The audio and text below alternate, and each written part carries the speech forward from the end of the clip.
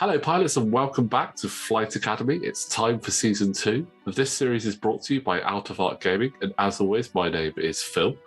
11 pilots go head-to-head in a round-robin single-ship tournament to find out who is the ace pilot. The format rules are in the description below, but once again, joining me for round 6, we have... Hey, it's Jamie here again for another game. Hey, Jamie, welcome back. We have more action for you. We have some very pretty looking ships. So I think two of the prettiest ships in the game, to be honest. Definitely up there in the pricky rankings. Yeah. Don't want to step on one of them, do you?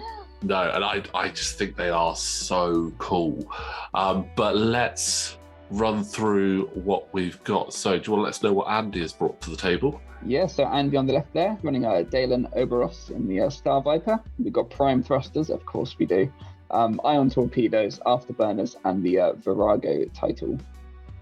Absolutely. And on the other side, we have Fraser. He has Ricolay.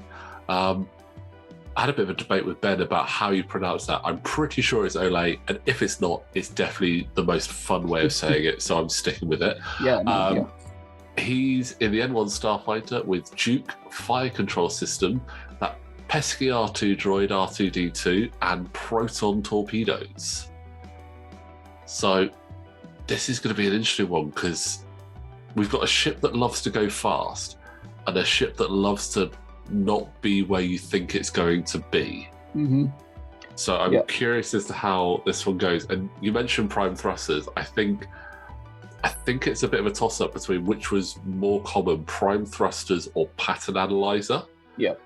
Because they were both heavily featured throughout this tournament. Both really strong. Both allow you to do stuff after red moves. Prime thrusters a little cheaper. I can't remember on the points. They're not far off each other. They're definitely both up there. I think prime thrusters, it obviously fills a very different role. So prime thrusters is actually more expensive. Pattern analyzer is 5 points. Prime thrusters is 6. But prime thrusters does allow you to do a boost or barrel roll maneuver whilst you have 2 or fewer stress tokens, even while you're stressed. So yeah, it's just a bit more flexible, isn't it? Don't have to do the red move to be able to use it. Yeah, I mean, it limits you on to a barrel roll or a boost. Like I say, limit, but obviously you can't do like focus, calculate, etc. But I think the ships we've seen prime thrusters on are the ones that want to be doing barrel rolls and boosts. So your Star Vipers, your TIE-FO bombers. So it does make a lot of sense there. Yeah. So we've gone straight down the middle here, haven't we? Yeah. The board. And Andy bobbing around with that Star Viper with those barrel rolls. Just so much fun. And it seemed to call Fraser's move spot on, I think.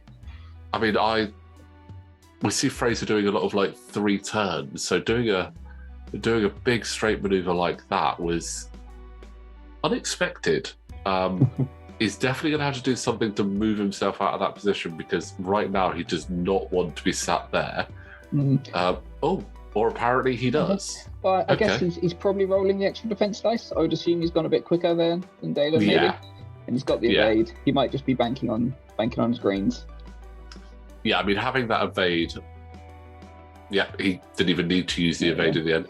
I mean, the M1 Starfighter getting that evade after doing a speed 3 or more maneuver is really powerful, especially coupled up with Duke and Rick's ability. I mean, again, that's why Rick always wants to go quite fast. He wants to outspeed his opponents and get that additional dice.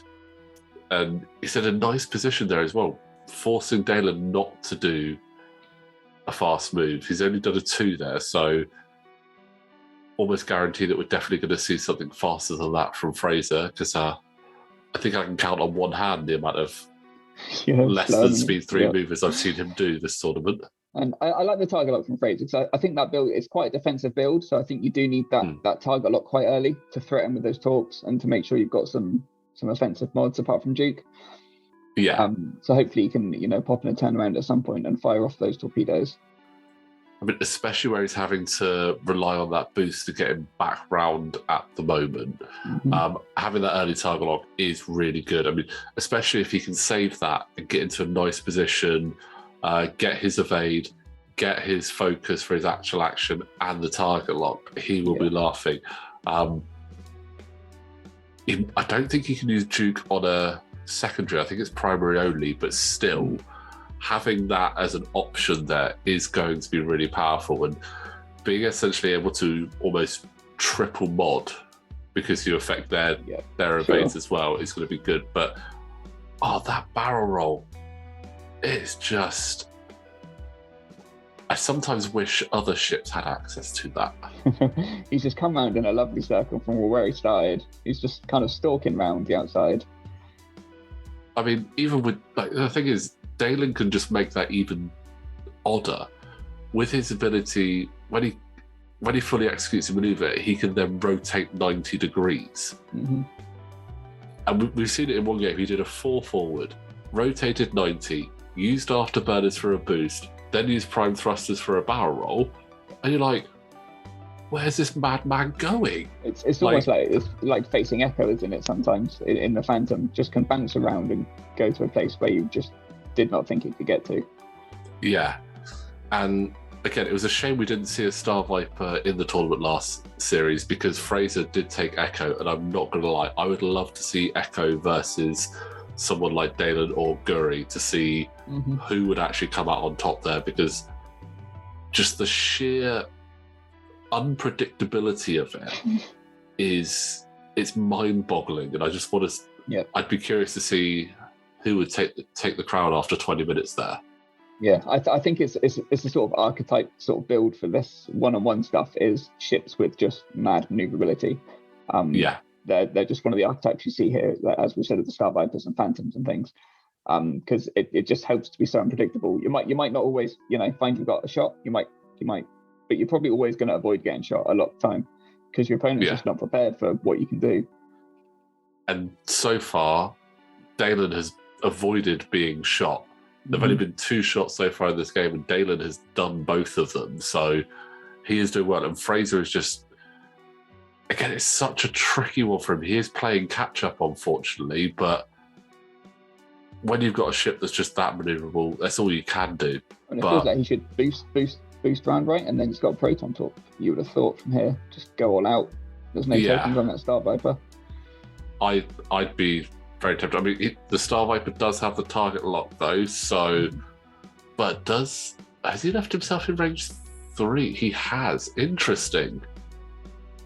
And he's not going to get the extra dice for going faster because they both did speed 3 maneuvers. So he's only going to get his range 3 bonus. And that's an Ion Torp there. Ion Torp there with 4 dice. Spend it. Ion there because he can just 1 or 2 forward, and he's got him at range 1 next turn. Yeah. And he's got him Ioned. Oh no! Actually no, he hasn't. He spent the evade to not be Ioned. I mean, he's got a damage in, which is good. Being Ioned would have been absolutely brutal. Yeah, that would have been a nightmare for Fraser there. So, but obviously Fraser's been stung now, so he's going to have to just be wary of that. If you still want to go faster in that Naboo, what do you do there? Does he go in a K turn? Does he think Dalen's going to come in? Yeah. There's the 90. There is the 90. Oh, are you going to barrel roll? Which way are you going to barrel roll? I'd say barrel roll. Yeah, I think that's probably the right option. Banking on Fraser. Carry on, I guess, left. Yeah, carry on using that debris as a roundabout until he finds the right exit. Is that the right call? Oh, nice. I mean, he could potentially have gone the other way and blocked a potential barrel, boost away from Rick. But I do like that. He has just caught him, but Force him to go out nicely. Yeah, force him to take that barrel roll. Which isn't, you know what, that's actually not too bad for us. I think that actually could work out quite nicely. It gives him a bit of a wider space to work with as well. So potentially could use that. Is he gonna try and bluff Andy with a hard one maybe or something like that? See, that's the thing. Knife fight and get the shot in. I think that would be a great idea. I think throwing in that little bluff, like you've done a lot of fast maneuvers, throw in that quick maneuver, like that quick short maneuver, and you've got him. Okay, I thought he was about to go off the board then. He's just having his arm. Yeah, but no, it's actually a talent. Okay. I like that, going aggressive, and I think we've got about 6.5 minutes left. You need to be going aggressive at this point. I think so. Yeah, he's not done any damage on the Star Viper yet. No, we haven't hit half. There. Yeah. Will we see the proton torps, or is he just going a normal 4 dice range one? You can't use. I'm sometimes terrible with munitions, but has he still got the target lock? Did he spend it? He's still got it. It's just hidden. You can see it peeking out just behind the Star Viper, but he's only used fire control system. Yeah. But he's got 2 in, so first actual attack from Fraser, he's got the damage in, so good work.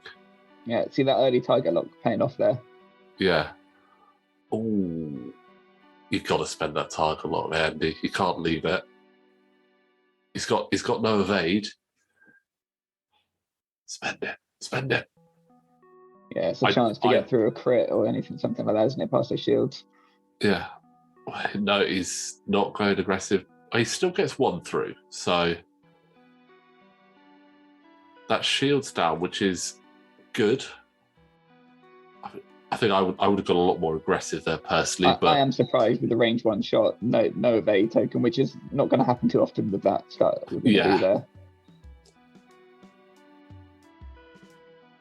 Is this another sloop? Can't do it like that. Sloops don't work like that. You can do a straight like that, and you can do a turn maneuver on the side, but you need to do these sloops properly because the angle will not be right otherwise. And once again, Andy's in behind Fraser. Yep, and I'd imagine a barrel roll just to keep that line on him. Looks like he's just going to stick there. Quite happy there. I don't disagree with it. Yeah, that's a good shout, that. And in fact, yeah, that is a good shout because Fraser can't boost away. Mm-hmm. He can barrel roll to try and get the obstacle bonus, but that's about it. I mean, Andy must be licking his lips at an ion torpedo if he does stay there. Yeah, I mean, if he stayed there, that would have been a perfect ion torpedo. I mean, even now, I still think I would chuck the ion torpedo in. Yeah, it's handy, doesn't it? Yeah. Just because it'll be really good. You know exactly where he's going to be, and it's not obstructed either. Closest to closest, he doesn't get that bonus, and he doesn't get the dice bonus either, because they both did 3s. Good job, he saved that target lock. Yep, it's going to spend it this time. Tricky to see because of the light, but that's not tricky to see. Yeah, that's quite obvious. So that'll be a damage and an ion. So that is half points there for Andy, and he now knows exactly where Fraser's going to be next turn. So we'll see if he can capitalise. But whilst we're waiting for them to get their dials set, guys, don't forget, if you do like what we're doing here at Out of Art Gaming, you can support us on Patreon with a link in the description below. That's quite a nice ion there. Yeah, I'm wondering if Fraser forgot that he had the evade there. I'm not sure if he spent it. It was sitting there. There were 3 damage gone through. so even with the evade, it wouldn't have. Yeah. So it's one of those, you've got the tools there to stop it, and against a normal attack, you'd be like, oh yeah, definitely spend it. But against this, you're like, there's no point. I'm only getting 1 damage. Yeah. But again, where it's single ship and they're small base, you only need 1 ion. They don't last, so it doesn't matter that you might have you'll have 2 ions. They're both going to go anyway. Yeah. And there's a trigger of R2D2 there to remove that damage card. Obviously, with the 2.5 game mechanics, once you go under half, that still counts. So even though he's now back over half health, he can't obviously change that. He still counts as being halved. Mm-hmm. Well, Fraser's got to try and get this round to an ending. It dials down for the next one if he's going to have a chance to pull back here. Yeah, absolutely. But that's that damage back through, and it's a crit, and it's a damaged engine. That's not something an Abu Starfighter likes. It's fine, that's what he wants. I mean, come on, R2, you got to fix that, mate. Yeah, looks like they just managed to get dials down before the timer ended, so this is going to be the last bit of action. Wonder if Andy's going to try and go in for the full points for the full kill, or if he's just going to protect this lead. I mean, one thing I can say about all the players here, none of them are chicken. They're going to go for it. They're not going to rest and go, right, I've got half points and flying away. Mainly because we'd have had to have had words with him. Absolutely. I think luckily all of the pilots in this were like, you know what? We're here to have fun, and running away is not fun. So that's good. But let's see. We do have an afterburners trigger.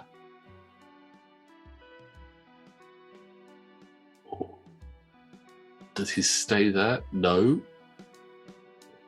Just look at that. Look how far he's got down the board.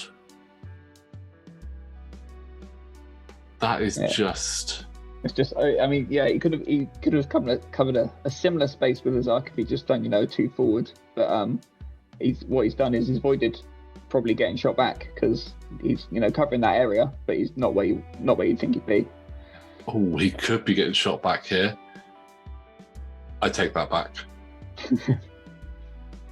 I don't think clearly Fraser was not expecting just that. I mean, through the rocks. Yeah. And there's R2 repairing the damaged engine because why not? I mean, at least the engine's fixed for the end of the game. Repairs it. Mm-hmm.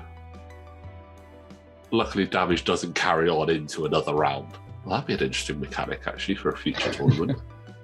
Your ship's campaign more style, game after game. And that's got an evade. So I think that's it. But yeah. Wow. Man, that's that Viper. That barrel roll. That barrel roll, that 90-degree, that afterburner is just so hard to contend with. And unfortunately, I don't think the M1 Starfighter is built to survive that sort of thing. But well done there, Andy. Really well flown. Jamie, again, thank you very much for joining us for that one. I hope you enjoyed that game. Thanks, Phil. Yeah, that was great. Thank you. Awesome. Well, guys, as always, don't forget to like the video, subscribe to the channel, link for the Patreon is in the description below, and we will see you next time.